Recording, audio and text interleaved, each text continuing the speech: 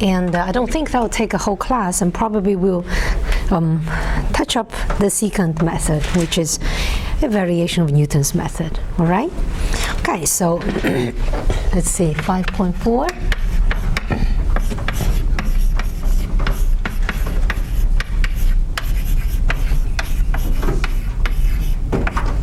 So have we heard about Newton's method in some other connections? Yes? No? Not sure? Do they teach this in calculus? In differential equation? Is it to find the roots? Yeah, to find the zeros, yeah. Differential equation, maybe they cover a bit, do they? No. Calculus? I don't know, but okay, we'll learn it. So the same goal as before, find R such that a nonlinear function is 0. Okay, and then we would assume that it's important to have this assumption. Assume that your function f prime at R, well, not equal to 0. Well, some derivatives of that is not equal to 0. Okay, let's don't put that. Okay, let's don't do that. Okay, so, and some iterative method, so we usually need an initial guess, right? Let's say you made an initial guess x0, and then you have iteration. So for an xk, you want to make the next guess xk plus 1, and hopefully a better guess, right? And then you iterate, and you keep getting better. So Newton's method, the main idea, so let's put the main idea down, and then we will explain. That is, so you have a nonlinear function, which in general there are many roots, and it's nonlinear. And then you know that if you have a linear function, it's very easy to find the root, right? So what we do will be we locally linearize the function. We approximate the f where you are having your guess. We approximate it with a linear function. Okay, and then we try to find the roots there, and then we iterate. Okay, so that's the main idea. Approximate f of x by a linearization at xk to obtain your next xk plus 1. Okay, so that was all. So let's illustrate this with a graph. It's much easier, and that's actually how I always remember the Newton's iteration. I don't really memorize the formula, but it will take me just less than a minute to just write out. So let's say you have a nonlinear function, and the graph, let's say it's not straight line, so it bends, something like that. And this will be the R, the root you try to find, right? So this is your x-axis, and this is your y, and that's y equals to fx. Okay. So let's say at step k, I have a guess. Let's say my guess is here. This is xk. I'll just illustrate one step from xk. How do you go to xk plus 1? Okay. So when you add xk, your function right here in a small neighborhood of it could be accurately approximated by the tangent line, a linearization. Have we heard about linearization? In calculus you do, even for functions of 2 variables, then you have a plane, is that right?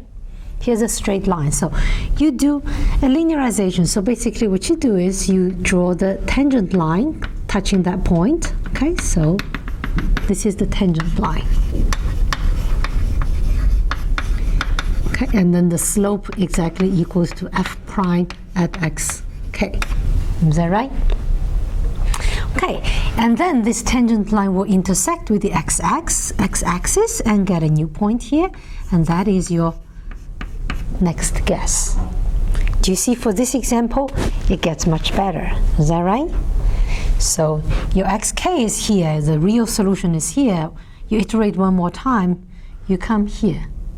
Is that clear? You can see, you can immediately visualize this in your head. The next step, I will be linearizing here, a straight line. This will be my xk plus 2. It's getting very close to the root. Do we see that? Is that okay? Okay, so, and that's it. So let's don't tangle this step in. Let's just look at one step and try to write the expression of xk plus 1 in terms of xk. Okay, so you just need to look at this little triangle. You need to figure out this part. This is the delta x, and then you do xk minus delta x. Is that right? So we see that what is delta x? Well, delta x, you know the slope here should equal to f prime. So you know the slope will be the length here divided by delta x. Is that right? So let's write it out. So I would have f at xk over delta x would equal to the slope. So it's f prime at xk. Is that right? So I have an expression for delta x, which is f at xk minus f prime at xk. Okay, so your iteration is the following. So xk plus 1 equals to xk minus delta x. Okay, delta xk at that step. So let's put in the expression. So this will be xk minus f xk over f prime xk. Is that okay? And then you just iterate until convergence criteria is satisfied. Is that clear? So this iteration goes from k equals to 0, 1, 2, dot, dot, until convergence, or some stop criteria, whatever. Is that okay? So this is a bit different from the bisection method, right? So I want to tell you that this Newton's method is actually a special form of fixed point iteration. So you could view this Newton's method as some kind of a optimal fixed point. Okay, so you can view it in different ways. So we talked about fixed point on Monday, and we know that how fast does the fixed point iteration converges equals to the g prime at the root. Remember, when g prime is small, much closer to 0, then each iteration your arrow shrinks by that factor. Is that right? So the smaller the g prime, the better. Okay, so let's see how we can view this as a fixed point iteration. So let's look at the fixed point iteration. What will be my gx? So what will be this fixed point iteration? X equals to gx. For my Newton's method, what is my gx? How do I subtract that information? Your iteration is xk plus 1 equals to the previous one, xk minus f of k over f prime of xk. What will be the g? If you regularly have a fixed point like this, your iteration generally is xk plus 1 equals to g of xk. Is that right? Which means this guy is my g of xk. How do I write it back as g of x? Change all the xk into x, is it? Is that right? So that will be this guy, x minus f of x over f prime of x, isn't it? Right? Okay, so I have this with me, and now I want to see, I want to show that, I want to show that the following. This is the optimal one. So I want to show that g prime at r equals to 0. Okay, so the derivative of this function at the root is 0. So and that's the optimal one, because we know that one tells you how fast it converges. All right? Okay, let's show that. It's just a little computation. So what will we have? What is g prime of x? Well, g prime of x, we differentiate this, you get 1 minus, then you have to use the quotient rule, is that right? So the quotient rule says I will square the denominator, and then I differentiate the numerator. I get f prime of x, multiply with the denominator, minus. I keep the numerator and differentiate the denominator. Is that right? I just differentiated by quotient rule. Okay? And then I see that this is just f prime square. So if I write this into two fractions, the first one will be 1. Do we see that? And it cancels that 1. Okay? So this guy actually cancels that 1 there. So negative negative become positive. I have fx times f double prime of x over f prime of x squared. Okay, that's the general derivative. So what is g prime at r? So you put x equal to r. I will have f r times f double prime of r over f prime at r squared. Okay, so usually we require the derivative at the root to be not 0. If it equals to 0, it causes trouble for the Newton iteration. Okay, so assuming this is not 0, what's this value? So what do we know about f of r?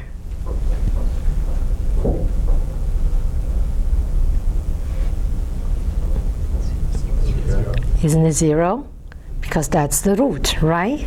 Okay, so that's 0. Okay. Is that okay? So this is some kind of a optimal, the best fixed point iteration that you can come up with to find root for this function f. Okay, so you can view it like in another way, like from last time.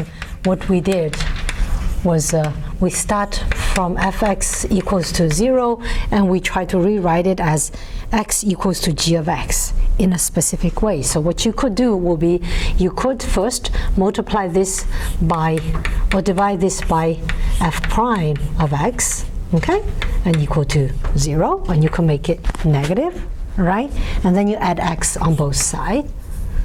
And that's a legal fixed point iteration, right? And it turns out that's the best choice. It gives fastest convergence. It's okay? All right. Okay, so since I said it converges the fastest, let's do some convergence analysis. How about I go over here? I'm afraid of trip over those dangerous wiles. All right. Okay, convergence analysis. So how fast do you think is the convergence of this Newton's method?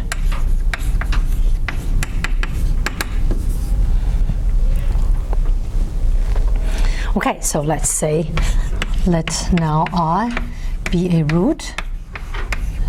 So what does it mean? That is fr equals to 0, and also r equals to g of r, okay, for my f and for my g given there, okay?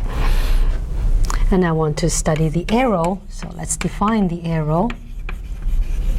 So arrow at step k, what should I define it with? Let's say is a xk minus r, is that okay? In absolute value, okay? And then let's study the arrow e at k plus 1. I want to see how the arrow changes after I perform one step of iteration. Okay, so let's see. So that will equal to x at k plus 1 minus r. Is that right? By my definition. Okay, so let's see. What is xk? Well, let's use the fixed point notation. So this xk basically is computed by plugging xk in my g. Right? The g is defined there, is that expression. And then r now, I will substitute it with g of r, because r is a root, is a fixed point. All right?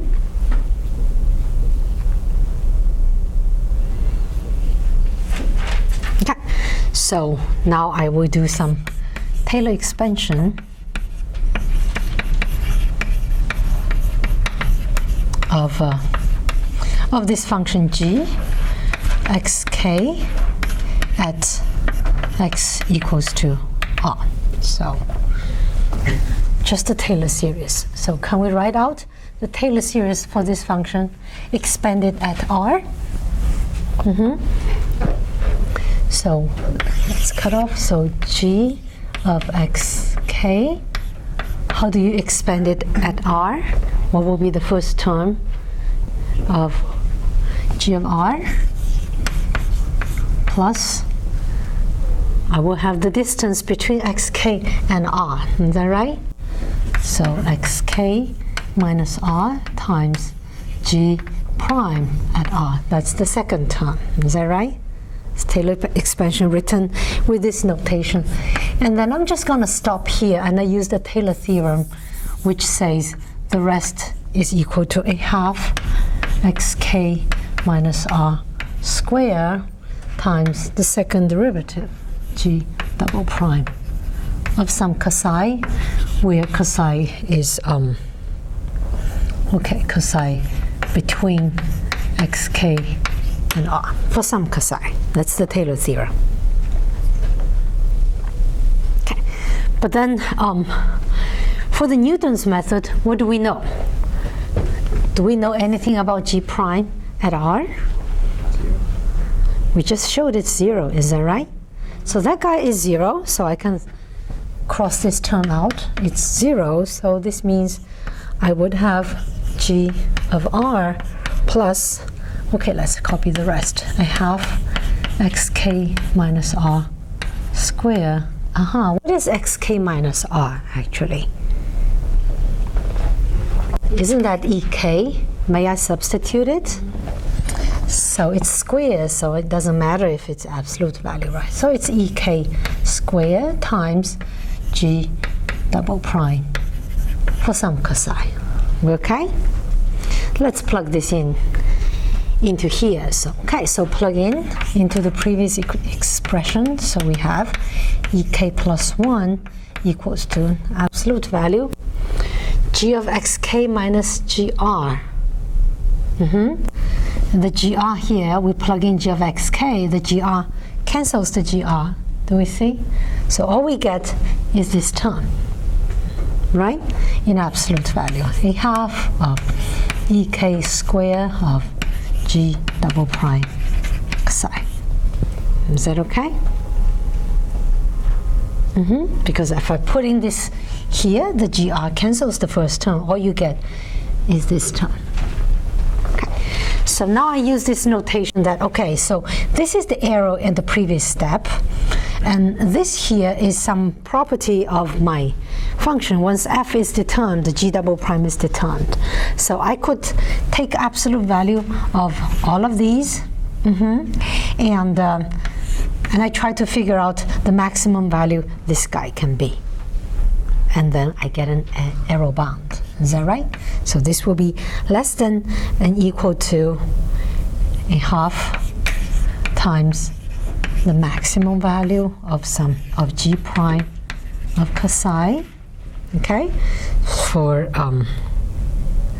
over psi. Okay, we're not specifying the interval yet. Okay, so ek square. How about I call this whole thing a constant m?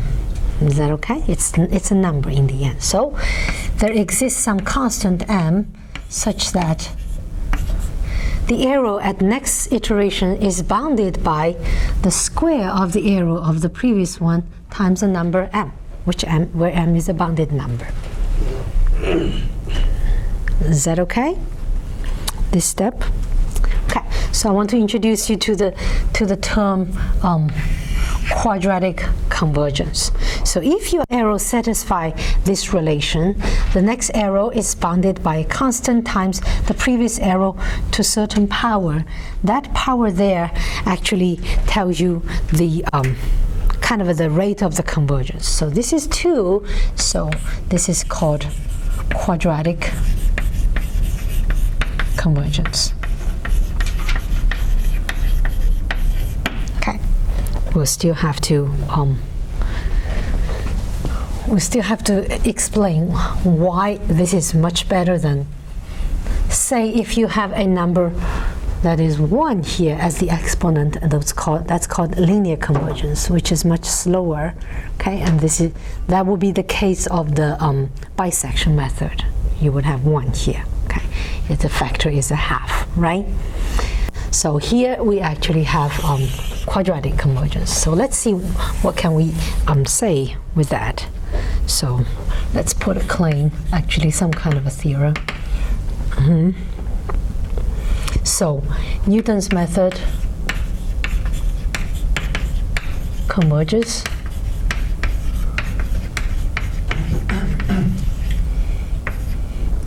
for E0 small enough. Okay. So if your initial guess is good, you're sufficiently close to the real root, this method converges really, really fast. Usually, if it converges, all you need to do is 3-4 iterations, and if it still doesn't converge, then something is wrong. Your initial guess is not close enough, okay? So it's good that it converges really fast, and it's annoying that you have to have a good initial guess. Okay, so keep that in mind. So let's do a little proof for this claim and just show that. Okay, so the proof is something similar to a what do you call induction. In a way, it's similar to the induction step. So let's start with the first step.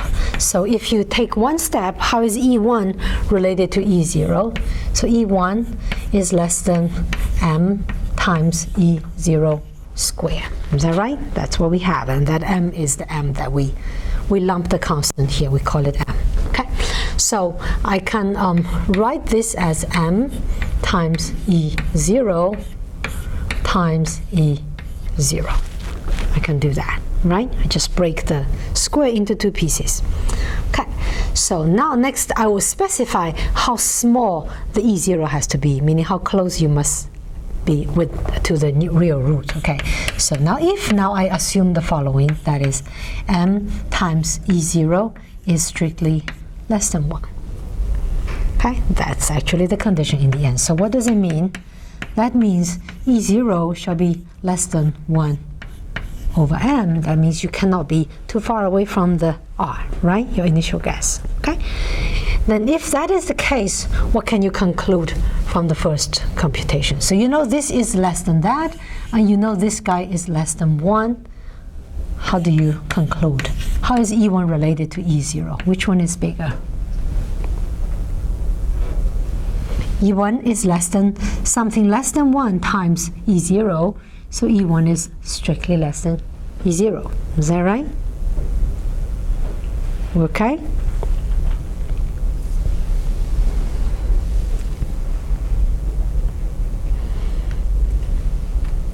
So what more? If E0 is less than E1, what about m times E1? M is a constant that's positive, then I know that's less than m times E0. Is that right? Where we assumed m times E0 is less than 1. So this guy is also less than 1. Okay? Okay, so what does it mean? Let's look at the next step. What about E2? From our estimate, we know E2 is less than m times E1 square, right? That's the base estimate we derived here. Okay, so I play the same trick. So this would equal to m times E1 times E1. Is that right?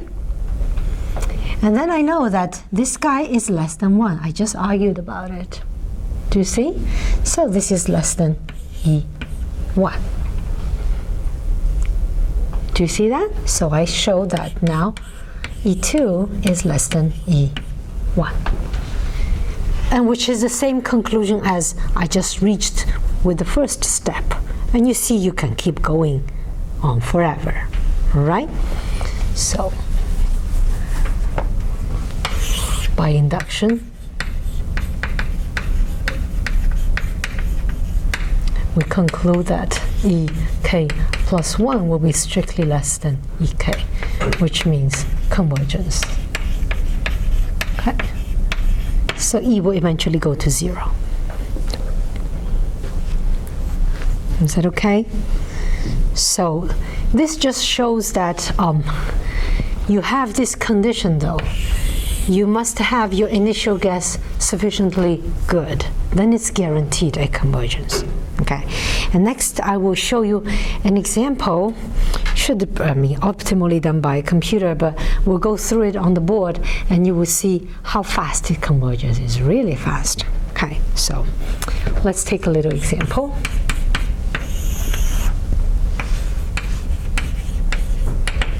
Okay.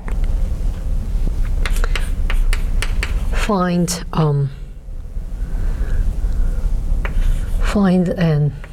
a method, a numerical method to approximate. I want to approximate square root of something. So let's take 3. So square root of 3. Okay. So I want to approximate it. Using not taking square root, but using only the algebraic operation, let's say plus, minus, multiply, and divide, using only these operations. Okay, arithmetic. Okay, so how do we do that? So you want to find some equation, some function, such that square root of 3 is a root. And hopefully in your equation you only have multiplications without taking square root. What do you think? Can anyone come up with some observation?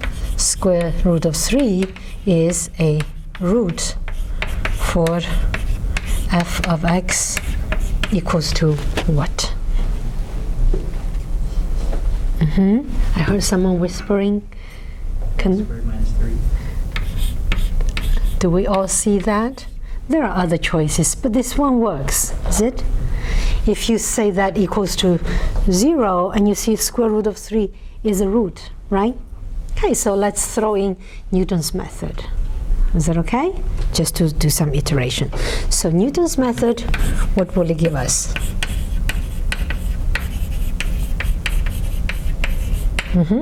So xk plus 1 will equal to xk minus f of xk, let's put it up, f of xk over f prime of xk. Is that right? So I'm going to put in the numbers. Xk minus f of xk is xk to the square minus 3 over f prime, that will be 2 times xk. Is that okay? That's a Newton iteration. So one could clean it up a bit if we want. Shall we clean it up a bit?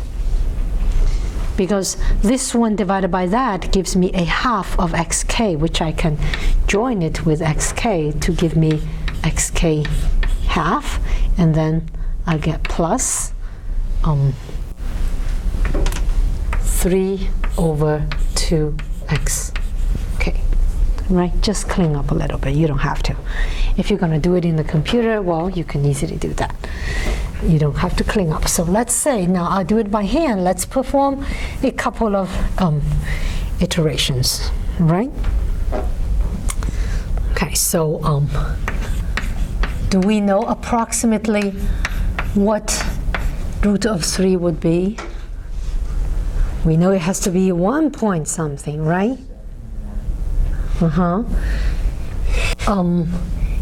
How about I start with 1.7? It's pretty close, because Newton's method works if you are sufficiently close to the root. You can't start far away, then there's no guarantee it would converge. Okay? So let's choose that, and I will show you on a couple of iterations, and I will show you the arrow, okay, because we know the exact value. Okay, so let's do that. So x0 equals to 1.7, and what I will write here will be the arrows in this one. Okay, so this one, the arrow becomes 7.2 times 10 to the negative 2, because you know it's 1.72. Is that right? No, 1.77. What is square root of 3? 1.73 something? Okay, something.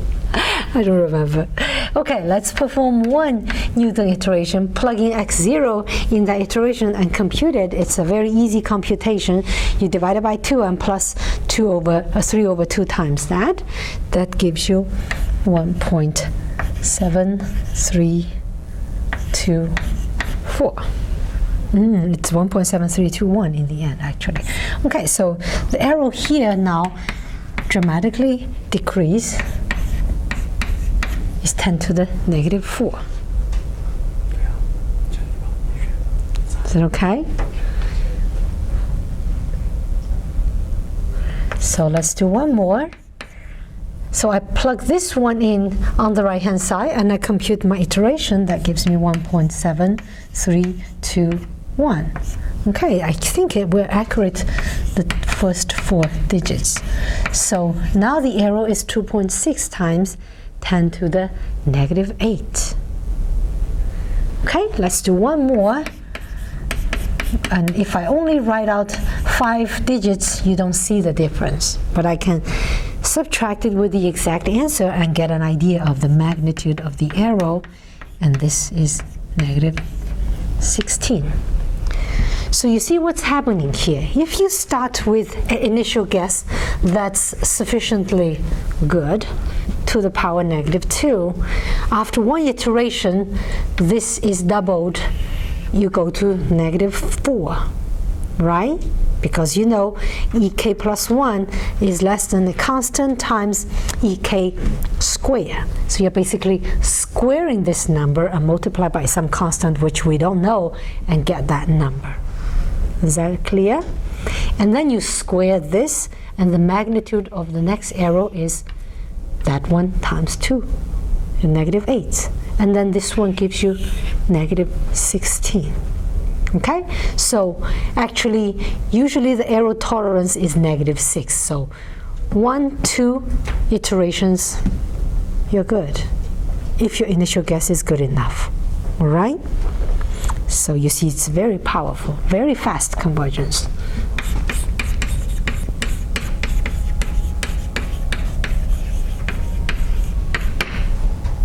Okay, is that okay? So you'll be required to code some Newton's method, and in my lecture notes there is sample code which is almost with MATLAB syntax. It shall make your life pretty easy with this coding. Okay? Any questions on Newton's method? We didn't go into hard stuff. It's all nice and easy. Yeah. Any questions? So you want to compare Newton's method with the bisection method that we talked about in the first class of this topic. So you can see they have their own advantages and their own disadvantages, right?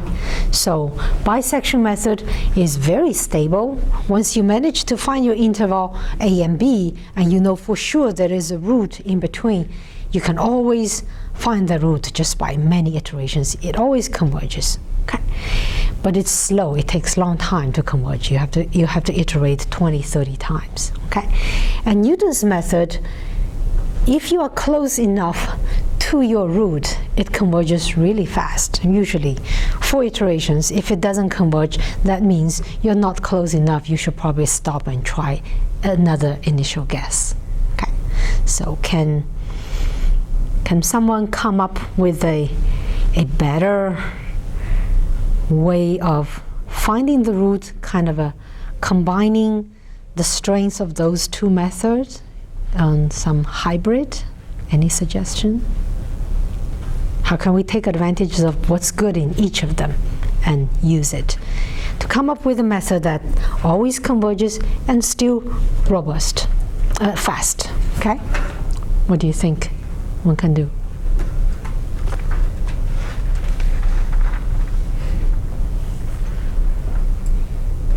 So the big problem for Newton iteration is how to find a good initial guess. Once you have a good initial guess, it converges like a charm, right? So how do you find a good initial guess? What would you use to find a good initial guess? Can we use the bisection? I'm giving away.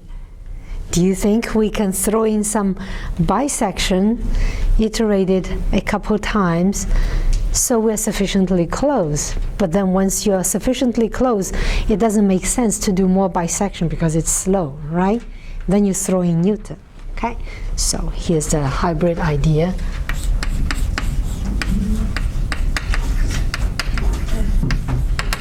So step 1, use bisection to obtain a good initial guess, x0, and then use Newton. Okay, for Newton. Okay, so this is general talking, so still there are some nasty problems that finding roots is not so trivial. Okay. Right, so do we have time? Yeah. Okay, so let's go to the next topic, secant method. There's nothing really deep about it. The name of the method actually gives away the method. So this method is useful in the situation that you are given a function, but computing the derivative and theoretically might be a hard thing to do, or it's not available for some reason. You can evaluate the function, but you don't know how to differentiate it. Okay, so we want to avoid, so the whole point is avoid computing f prime of x. It might be hard for some reason. Okay, so what you can do is the following. So let's illustrate the idea again. It's really simple also. So let's say that's our famous function. I want to find the root. This is x, this is r, this is f of x. Now for secant method, you need two initial guesses. So let's say I have a guess, this is xk, and I have another guess, xk plus 1. I still want to construct some kind of a linearization without using the derivative. So what I do will be, I will connect these 2 points, and I use the secant line as the approximation to my function. Is that clear? So I connect these 2 points, I go through with it a straight line, a secant line, and it will intersect with the x-axis, and that will be my next guess, xk plus 2. So as you see in this illustration, x plus 2 is better than both xk and xk plus 1, right? And that's it. Okay, so not that much a big idea. So okay, so let's put up the formula. So we will use this approximation, f of x at xk is approximated by f of xk minus f of xk plus 1 over xk minus xk plus 1. It's a little bit like finite difference in a sense, right, to approximate the derivatives. Okay, so let's write out the secant iteration.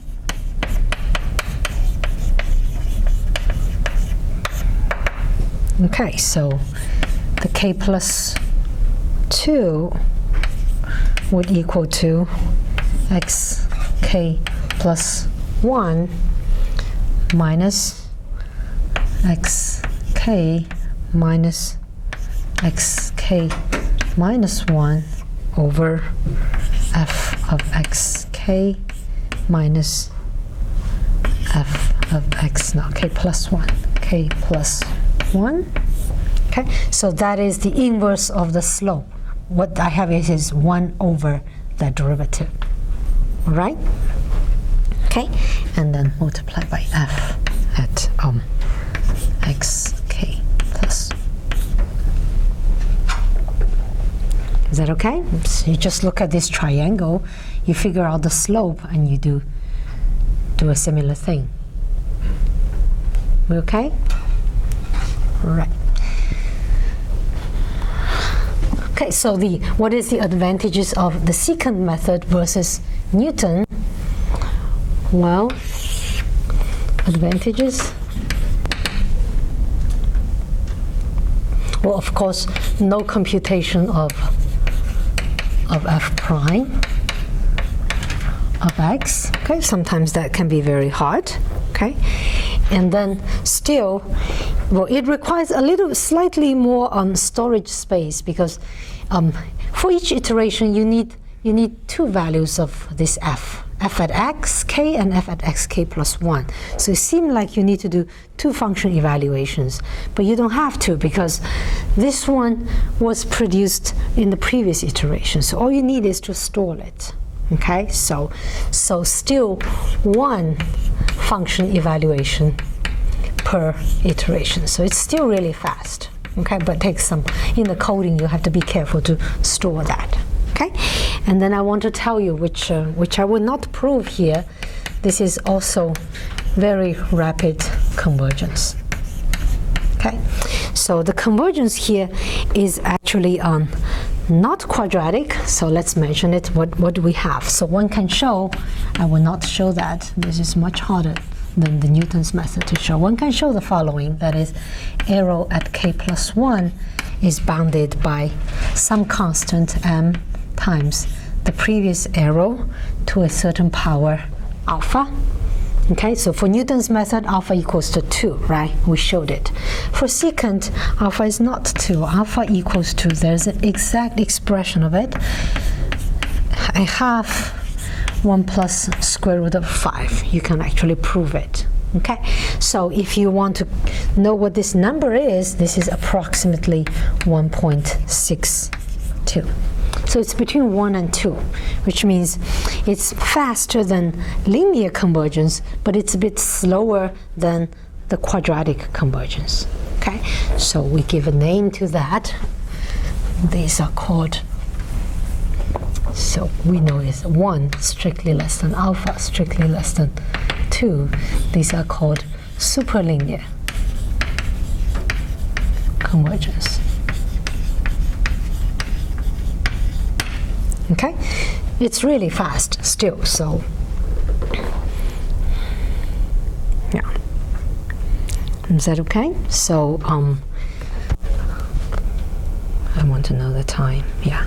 So what I want to do next will be performing a secant iteration for the same problem that we did with Newton. Okay, with the same amount, kind of a same initial guess, and we want to compare the convergence to see how fast it converges. It's actually pretty much similar to Newton's method. Okay, so we'll take an example.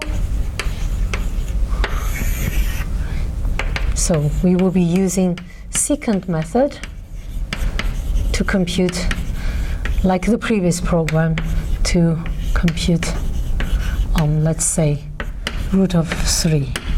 Okay, in the same setting. So let's set up the secant iteration.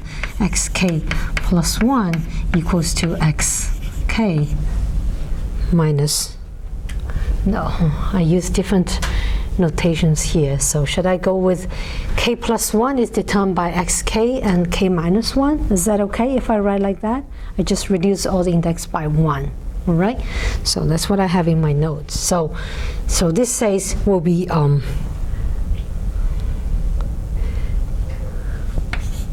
xk square minus 3, that's my f at xk, right?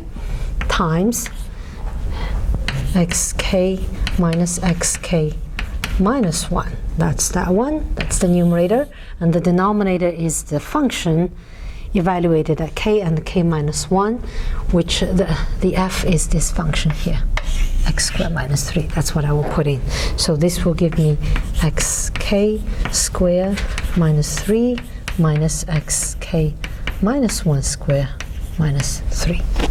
That will be the secant iteration. Is that right? We're okay? So if you clean up a little bit, I mean, for example, the 3 would cancel the 3, and then there is a factor that you can factor out that will actually cancel that guy. Do we see that? You have this square minus that square. There's one factor cancels it. So if you clean up, I get the following: xk minus xk square minus 3 over, I cancel out the factor, then I have only xk plus xk minus 1 down here. Is that okay? That's not such a bad iteration to do, is it? So let's run a couple of iterations and see, observe some really fast convergence as well. So let's do the test. So we test with x0 equals to, so we know the root is about 1.7. So let's stay just a tad away from it, 1.6, and x1 will be 1.7. Okay, and let's see how many iterations do I need. So remember, 1.7 was the x0 for the Newton. So we're kind of at the same starting point. All right, so if I do that, I will have x1 is 1.7, so I will write the arrow here. Okay, so this arrow started with 7.2 times 10 to the negative 2, and I perform one iteration.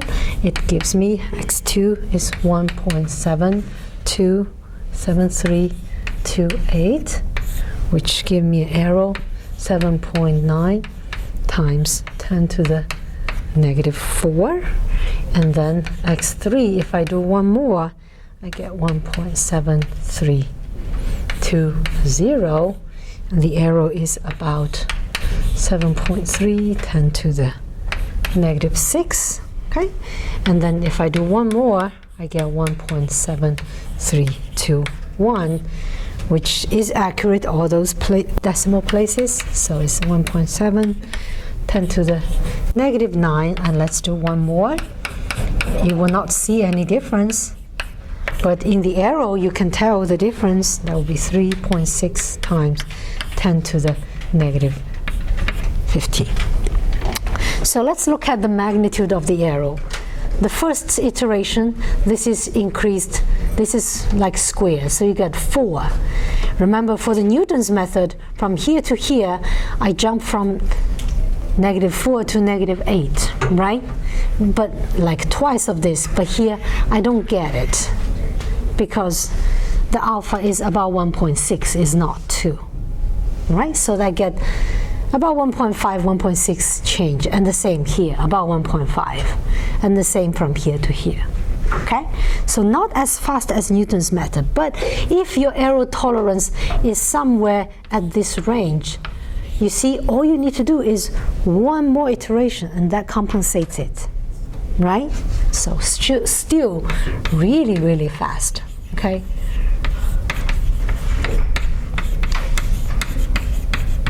Really fast convergence. Okay. Is that okay? Any questions? So you have homework problems on both Newton and on secant method.